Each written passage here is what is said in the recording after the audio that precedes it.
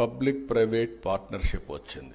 అంత మునుపు ప్రభుత్వాలు డబ్బులు లేవు, మేమేమి చేయలేము అని చెప్పే దగ్గర నుంచి పబ్లిక్ ప్రైవేట్ పార్ట్నర్షిప్తో ఏ పనైనా కూడా సుజావుగా చేసే పరిస్థితికి వచ్చారు.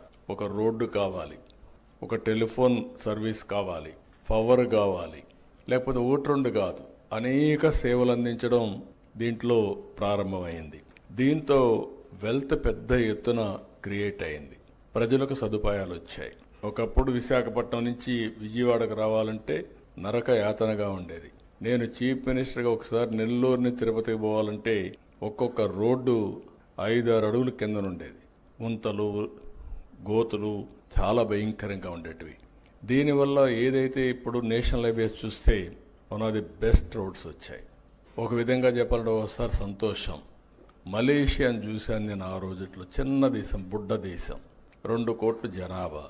వాళ్ళది east west corridor 8 lane road. ఇది ఎర్లీ 90s. అది చూసిన తర్వాత మన దేశం ఎందుకు మరి చేయలేకపోతుందంటే ఆనాడుండే ప్రధానమంత్రితో గట్టిగా పట్టుబడితే, నేను పదే పనిగా చెప్తే లాస్ట్లో ఈయన first road proof of concept వేసాం నెల్లూరు నుంచి చెన్నై వరకు. ఆ తర్వాత గోల్డెన్ క్వాడ్రిలేటర్ రోడ్ వచ్చింది. ఇప్పుడు ఏ డిస్ట్రిక్ట్ పోయినా నేషనల్ హైవేస్ వచ్చాయి, బ్రహ్మాండంగా ఇన్ఫ్రాస్ట్రక్చర్ వచ్చింది. దీనివల్ల యూజర్స్ కొంత డబ్బులు పే చేస్తున్నారు.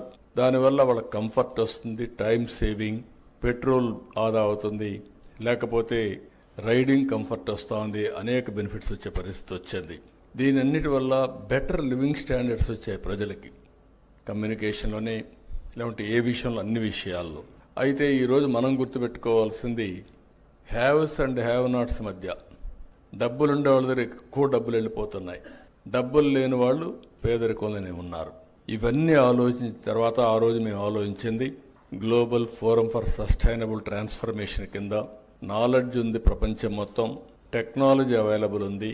ఊబరైజేషన్ ద్వారా ఎందుకు మనం పొలిటికల్ ఐడియాలజీని అంటే పబ్లిక్ పాలసీస్ని ఎందుకు ప్రమోట్ చేయకూడదు, ఎందుకు ఆంటర్ప్రెన్యూర్స్ని ప్రమోట్ చేయకూడదని ఆలోచించాం.